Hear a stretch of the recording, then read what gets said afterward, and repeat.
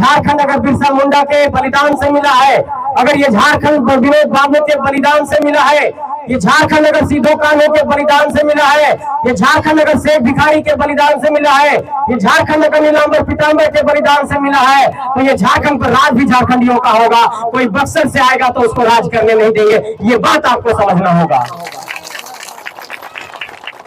और जब तक इसका महाराष्ट्र में मराठी लोग ये कह सकता है कि महाराष्ट्र मराठियों का है, जब बिहार में बिहारी ये कह सकता है कि बिहार बिहारियों का है, जब पंजाब में पंजाबी ये कह सकते हैं कि पंजाब पंजाबियों का है, और बंगाल में बंगाली ये कह सकते हैं कि बंगाल बंगालियों का है, तो झारखंडी भी सीना ठोक कर कहेगा कि ये झारखंड झारखंडियों का है। इस बात को अपने जेहन में डाल कर रखिए। और कोई कह रही झारखंड में इतना खनिज है, इतना संसाधन है, और अगर इस झारखंडी को पढ़ा लिखा दिए, अगर कानून का बात करने लगा तब तो बड़ा दिक्कत हो जाएगा। और यही हुआ कि तोप चाची के मानदान की धरती से झारखंड की धरती में एक लाल निकला, और उसने कुछ नहीं किया, सिर्फ अपने छाती से संविधान के किताब को लगाया और कहा कि निकल गया है झारखंड का एक बेटा। आप किससे बात करना चाहते हो, संविधान के किस अनुच्छेद का? मैदान में और संग्रामपुर पंचायत में आपने हमें जो भी केसेस के पंचायत कमेटी के विस्तार कार्यक्रम में बोलने का अवसर दिया और अपने विचारों को प्रकट करने का एक मौका दिया है। लेकिन मुझे लगता है कि आप तमाम लोगों को नमस्कार करना, जोहार करना, आदाब करना, ये सिलसिला तो हर सभा में चलता ही रहता है। लेकिन किसी भी सभा के संचालन में, उसकी रूपरेखा तैयार करने में, उस प्रोग्राम को सफल बनाने में और उसके पीछे मेहनत करने वालों में जो योद्धाओं का हाथ होता है, जो लगातार मेहनत करते हैं और जिनके कारण से ऐसे कार्यक्रम सफल हो पाते हैं, मुझे लगता है कि उन लोगों के प्रति भी हमें आभार प्रकट करना चाहिए और उनकी भी सराहना होनी चाहिए। और यहाँ पर संगठन के मेरे साथी, मेरे भाई देवानंद जी उपस्थित हैं। आप पनेश्वर भाई को सुन रहे थे, वो लगातार आंदोलन में सक्रिय रहे हैं और लगातार झारखंड के अलग अलग इलाकों में भी जाकर के झारखंडियत की भावना को जगाते रहते हैं। मैं देखता हूं कि योगेश चंद्र भारती भी लगातार छात्र के मुद्दों को लेकर के अलग अलग इलाकों में जाकर के और झारखंड के अलग अलग हिस्सों में जाकर के लोगों को जागरूक करते हैं। मेरे साथ चल करके आए हैं भाई सूरज साहू जी, पांडा महतो जी है, जो लगातार, अभी मैं कुछ दिनों पहले देख रहा था कि किसी सरदार को कह रहे थे कि यहाँ पर रोड जो है अच्छा से बनाओ, नहीं तो यहाँ पर काम बंद करा दिया जाएगा। तो ऐसे ऐसे हमारे लड़ाकू साथी लोग हैं। मैं देख रहा हूँ कि पांडा महतो के साथ सुधीर अकेला जी भी उपस्थित हैं। आपको भी जोहार करता हूँ, नमस्कार करता हूँ। पवन जी भी हैं, अनंजय कुमार है, सहदेव कुमार है, सहदेव महतो जी है, पंकज महतो जी है, महिला शक्ति के तौर पर लीलावती देवी जी उपस्थित है, और सानिया ने अभी आप लोगों को काफी कुछ बताया।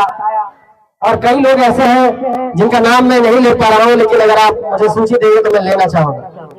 ठीक है, महिला शक्ति में कई लोग हैं और सबका नाम लेना भी संभव नहीं हो पा रहा क्योंकि वक्त कमी है। वो कह रहे हैं कि पंचायत कमेटी का विस्तार भी करना है।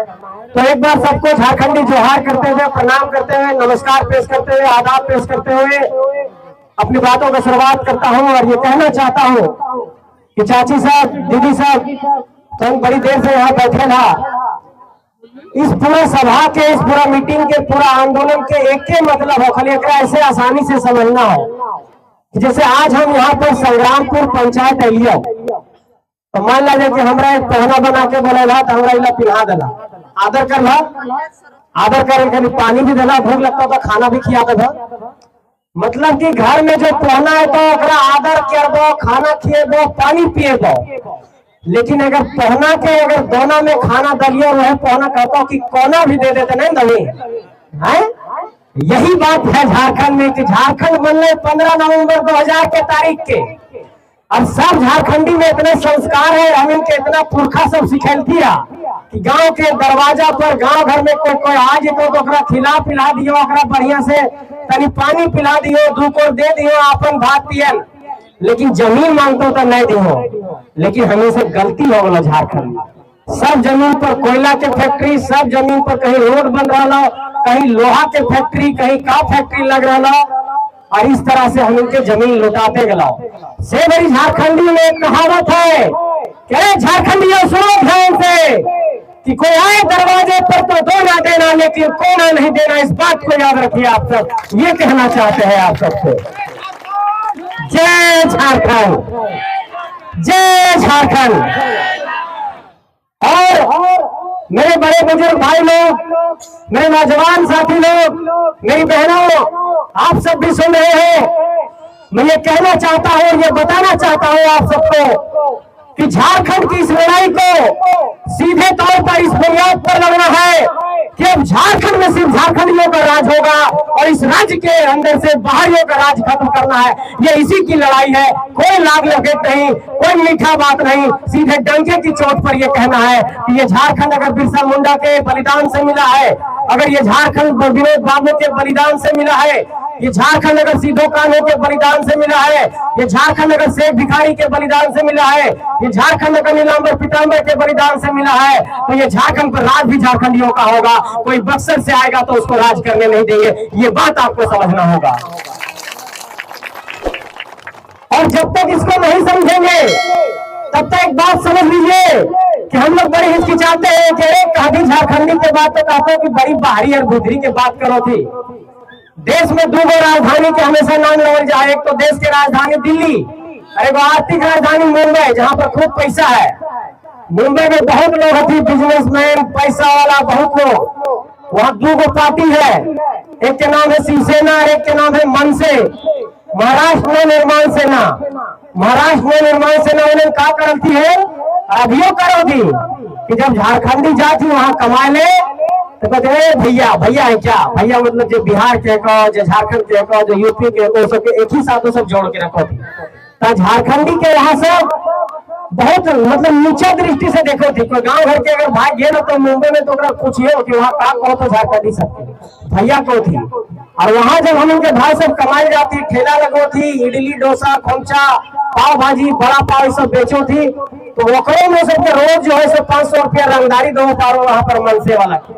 मतलब कि जब महाराष्ट्र में मराठी लोग ये कह सकता है कि महाराष्ट्र मराठियों का है, जब बिहार में बिहारी ये कह सकता है कि बिहार बिहारियों का है, जब पंजाब में पंजाबी ये कह सकते हैं कि पंजाब पंजाबियों का है, और बंगाल में बंगाली ये कह सकते हैं कि बंगाल बंगालियों का है, तो झारखंडी भी सीना ठोक कर कहेगा कि ये झारखंड झारखंडियों का है। इस बात को अपने जेहन में डालकर रखिए और कोई इसमें शर्माने की बात नहीं है।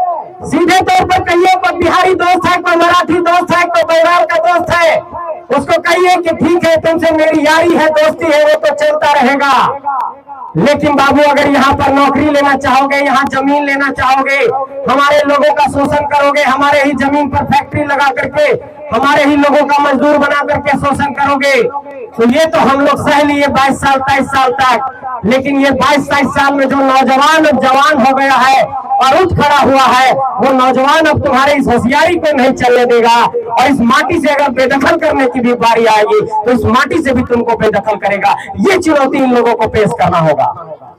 हम लोगों के साथ दिक्कत क्या हुआ है कि झारखंडी लोग बड़ी भोला भाला, खेत में जेठू जुआट लेके पवार के समेटना हो, धान काटना हो, सब्जी लगाना हो, सब्जी उपजाना हो, फिर सब्जी बेचना हो, जलपान करना हो, भात पियन बांधना हो, खाना हो, फिर खेत खलिहान में चल जाना हो, और कोई गांव घर में एलो तो दू कोरार खिला भी देना हो। ये मिलके भोलापन, ये हमारी संस्कृति है, ये हमारा कल्चर है, ये हमारा ट्रेडिशन है।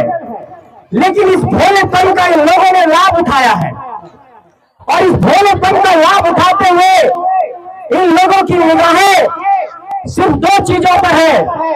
पहला तो ये कि ये लोग ये जानते हैं कि अगर झारखंडी नहीं लिखेगा, नहीं पढ़ेगा तो सस्ता मजदूर हमें मिलेगा, और दूसरा कि अगर सस्ता मजदूर यहाँ पर बनना बंद हो गया, अगर ये पढ़ लिख करके होशियार हो गए तो फिर ये कोयला निकालने के लिए जमीन नहीं देंगे, अवरख निकालने के लिए जमीन नहीं देंगे, भारतमाला परियोजना के लिए जमीन नहीं देंगे, फिर यहाँ पर अगर हमें कोयला खनन की और भी कोई परियोजना लगानी है तो जमीन नहीं देंगे, अडानी आएगा बड़का गांव में कोयला निकालने के लिए तो लोग जमीन नहीं देंगे। मतलब कि इन लोगों को डर इस बात का है कि अरे झारखंड में इतना खनिज है, इतना संसाधन है, और अगर इस झारखंडी को पढ़ा लिखा दिए, अगर कानून का बात करने लगा तब तो बड़ा दिक्कत हो जाएगा। और यही हुआ कि तोप चाची के मानदान की धरती से झारखंड की धरती में एक लाल निकला और उसने कुछ नहीं किया, सिर्फ अपने छाती से संविधान के किताब को लगाया और कहा कि निकल गया है झारखंड का एक बेटा। आप किससे बात करना चाहते हो? संविधान के किस अनुच्छेद का बात करना चाहते हो? कौन सी आईपीसी का बात करना चाहते हो? कौन सी आरपीसी का बात करना चाहते हो? कौन सा सीपीसी का बात करना चाहते हो? और जाकर के सीधे टेबल ठोक करके बात किया कि अगर झारखंडियों को अधिकार नहीं मिलेगा तो यहाँ पर खून की गंगा भी बह सकती है।